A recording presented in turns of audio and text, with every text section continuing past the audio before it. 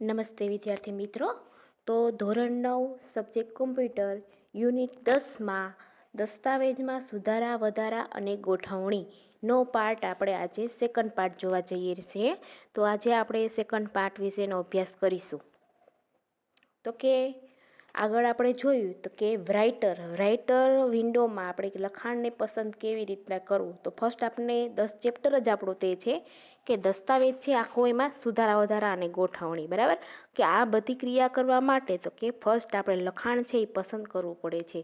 દસ્તાવેજમાં આપણે જોયું આગળ કે અમુક આખા દસ્તાવેજમાંથી અમુક બ્લોક છે કે જે આપણે પસંદ કરતા હતા, કેવી રીતે કે આડો બ્લોક છે, ઊભો બ્લોક છે, આવી રીતે પસંદ કરીએ અને ત્યારબાદ જ આપણે શું કરતા હતા તો કે દસ્તાવેજમાં કોઈ બી સુધારા વધારા અને ગોઠવણી કરતા હતા.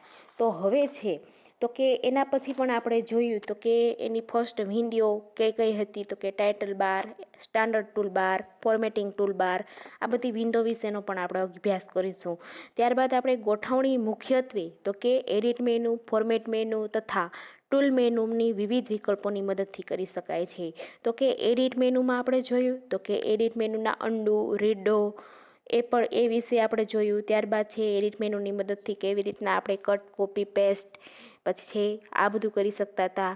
ત્યારબાદ હવે આપણે લાસ્ટ શું જોવાનું છે તો કે એડિટ મેનુની મદદથી ફાઇન્ડ અને રિપ્લેસમેન્ટની સુવિધા દ્વારા કોઈ પણ શબ્દ કે શબ્દ સમૂહને શોધીને તેને બદલી શકાય. તો કે આખા દસ્તાવેજમાં જો તમને ફર્સ્ટ વિન્ડો દેખાય છે, બરાબર, કે આપણે હવે આમાં જોઈએ એક્ઝામ્પલ જોઈએ તો કે એમાં ફાઇન્ડ અને રિપ્લેસમેન્ટ કેવી રીતના કરીશું.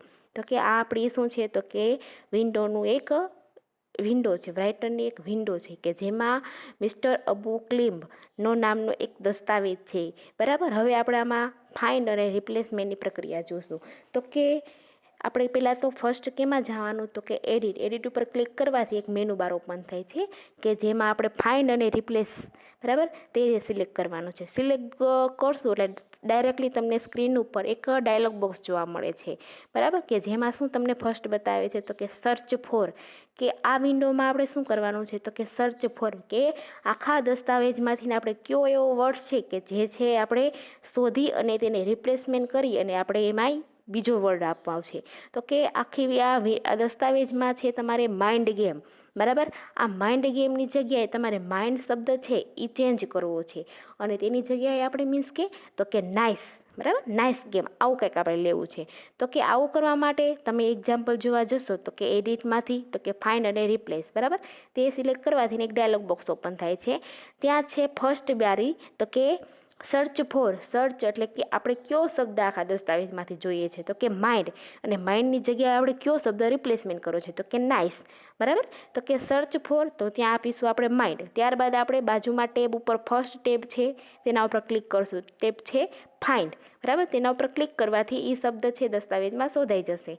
ત્યારબાદ હવે આ જગ્યાની આપણે કયો શબ્દ છે એ કે રિપ્લેસ કરવો છે તો કે ત્યાં છે રિપ્લેસ વિથ, ત્યાં આપણે આપીશું નાઇસ. ત્યારબાદ આપણે રિપ્લેસ તો કે થર્ડ છે ટેબ, તેના ઉપર ક્લિક કરશું ને ડાયરેક્ટ આપણે શું આપશું ઓકે બટન આપશું એટલે આખા દસ્તાવેજમાં જ્યાં માઇન્ડ છે ત્યાં રિપ્લેસ થઈને શું આવી જશે તો કે નાઇસ, બરાબર, આવું કંઈક કરી શકીએ. તો આ આપણને વિન્ડો દેખાય છે ફાઇન્ડ એન્ડ રિપ્લેસમેન્ટની સવલત દ્વારા, બરાબર. ત્યારબાદ છે તો કે મેનુ, એડિટ મેનુની અલ્ટો ટેક્સ્ટ સવલતથી માત્ર એક કી દબાવવાથી અગાઉ સંગ્રહ કરેલ લખાણ પણ મેળવી શકાય છે. અહીંયા સુધી આપણે શું તો કે એડિટ વિશેની માહિતી મેળવીશું.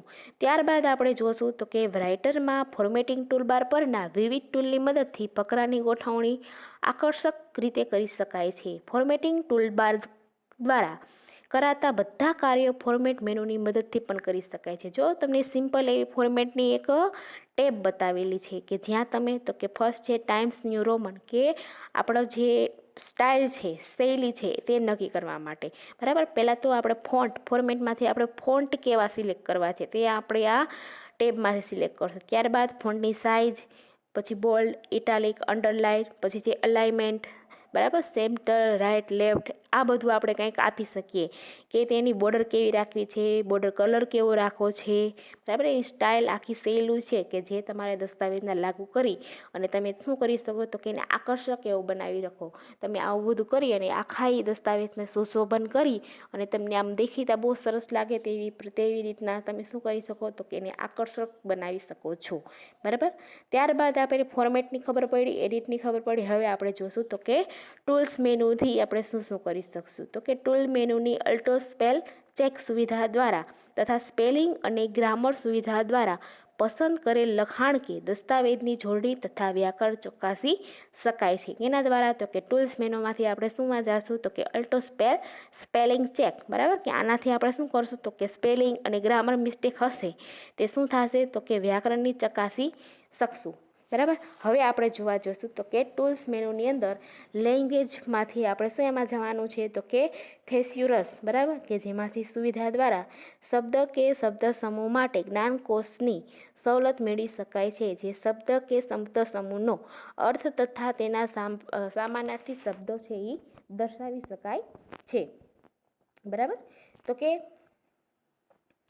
કે ફર્સ્ટ આપણે શેમાં જવાનું છે તો કે ટૂલ્સમાંથી આપણે કયો વિકલ્પ પસંદ કરીશું તો કે લેંગ્વેજ, તેમાંથી તો કે થેસ્યુરસ, બરાબર. આ પ્રકારનો આપણે વિકલ્પ પસંદ કરી અને આપણે શું કરશું તો કે અમુક એવા શબ્દ છે જેનો શબ્દ સમૂહનો અર્થ અથવા તો સામાનાર્થી શબ્દ કયો છે તે દર્શાવે છે. જોઈ શકો છો તમે આખી આ વિન્ડોમાં ટૂલ્સ મેનુના વિવિધ વિકલ્પો. ત્યારબાદ તો કે ટૂલ્સ મેનુથી તમે શું શું કાર્ય કરી શકો છો તે તો કે ટૂલ્સ મેનુની અલ્ટો કરેક્ટ સુવિધા દ્વારા ટાઈપિંગ કરતી વખતે જે તમારી થતી ભૂલો છે તે આપમેળે શું થઈ જાય છે તો કે સુધરી જાય છે તેવી તમને સગવડ આપે છે. ત્યારબાદ તો કે ટૂલ્સ મેનુની માંથી તમે શું કરશો તો કે અલ્ટો કરેક્ટમાંથી તમે કેમાં જશો તો કે વર્ડ કમ્પ્લેશનની સુવિધા દ્વારા ટાઈપિંગ વખતે આપોઆપ તમે શું કરશો શબ્દ પૂરો થઈ જાય છે તેવી સવલત પૂરી પાડે છે કે જે તમે એક શબ્દ ટાઈપ કરશો ત્યારે તમને ડાયરેક્ટલી શું આપશે તો કે એને લગતા તમને શબ્દ આપશો અને તમે સિલેક્ટ કરવાથી તે શબ્દ છે એ આપોઆપ આવી જાય છે. ત્યારબાદ તો કે ટૂલ્સ મેનુની તો કે લાઇન ન્યુમેરિક સુવિધા દ્વારા પસંદ કરેલ લખાણ કે આખા દસ્તાવેજની લીટીઓને ક્રમ નંબર આપી શકાય છે, બરાબર. કે તમારે દસ્તાવેજમાં તો કે લાઇન ન્યુમેરિક તો કે આખા દસ્તાવેજમાં તમે શું કરશો તો કે લીટીઓનો ક્રમ તમે આપી શકો છો. આપણે જોઈએ છીએ કોઈ બુક છે, નોટબુક છે, એમાં તમારે આખા પેજના નંબર આપેલા હોય છે, જેવું તમે આમાં પણ કરી શકો છો. તમારે જેવડો દસ્તાવેજ છે તે તમે શું કરી શકો તો કે લાઇન ન્યુમેરિક દ્વારા લીટીઓનો ક્રમ તમે આપી શકો છો.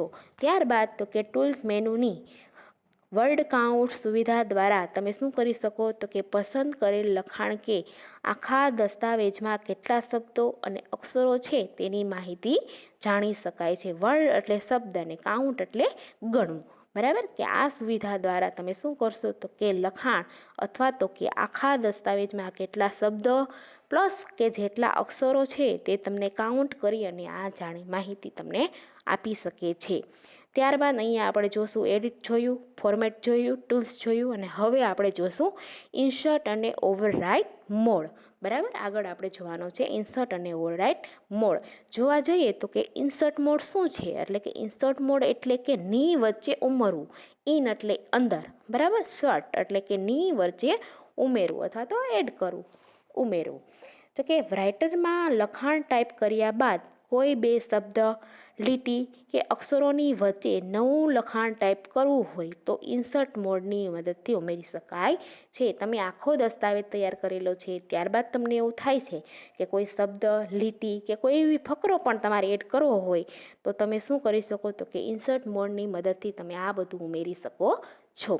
ત્યારબાદ તો કે ઇન્સર્ટ મોડ સક્રિય હોય અને કર્સર કોઈ શબ્દ ઉપર હોય તો તે વખતે સાંભળજો તો કે ઇન્સર્ટ મોડ કે તમે ઇન્સર્ટ મોડ સક્રિય હોય એટલે કે તમે સિલેક્ટ કરેલો હોય અને ત્યારબાદ કે દસ્તાવેજમાં તમારું કર્સર છે કોઈ શબ્દ ઉપર હોય તો તે વખતે કીબોર્ડ પરથી ટાઈપ કરવામાં આવેલ અક્ષર કે શબ્દ હાલના અક્ષરને સ્થાને ઉમેરાઈ જાય છે. જો શું કહેવા માગે છે તો કે તમારો ઇન્સર્ટ મોડ છે સક્રિય, એટલે કે તમે સિલેક્ટ કરેલો હોય અને દસ્તાવેજમાં તમારું કર્સર છે અમુક શબ્દ પર બરાબર હોય અને તમે કીબોર્ડ દ્વારા કોઈ બી અક્ષર કે શબ્દ ટાઈપ કરો તો એ ત્યાં જ તમારું જ્યાં કર્સર છે ત્યાં તમારું ઉમેરાઈ જાય છે. એમાં એક સિમ્પલ એવી નોંધ આપેલી છે કે હાલનો અક્ષર કે શબ્દ જે તે શબ્દની જમણી બાજુ ખસે છે. બરાબર, કે જેમ તમે ટાઈપ કરશો તેમ તે વાક્ય છે કે એ જમણી બાજુ ખસતું જશે અને તમને ઇન્સર્ટ કરવા માટેની જગ્યા પૂરી પાડશે. ત્યારબાદ છે ઓવરરાઇટ, એટલે કે શું? ઇન્સર્ટનું જોયું, હવે જોશું ઓવરરાઇટ, એટલે કે લખેલા ઉપર લખવું. બરાબર, ઓવરરાઇટ થઈ જાય. પહેલાં આપણે ઇન્સર્ટ જોતા હતા કે તે શું થતું હતું તો કે એ ખસતું હતું અને તમને એડ કરવાની સુવિધા આપતું હતું. હવે આમાં તો કે ઓવરરાઇટ, એટલે કે તમારું જે લખાણ છે એના ઉપર તમે બીજું લખાણ નાખશો તો શું કરશે તો કે પહેલાંનું લખાણ છે એ ભૂસાઈ જાય છે, હાલનું લખાણ છે તેમાં એડ થઈ જાય છે, કે જેને શું કહેવાશે? ઓવરરાઇટ, એટલે કે લખેલા ઉપર લખવું.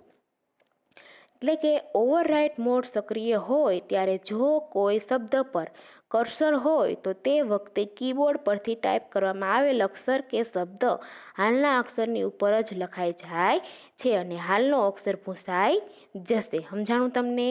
રાઇટર હાલ બેમાંથી ક્યાં ટાઈપિંગ મોડ છે તે સ્ટેટસ બાર પર દર્શાવવામાં આવે છે.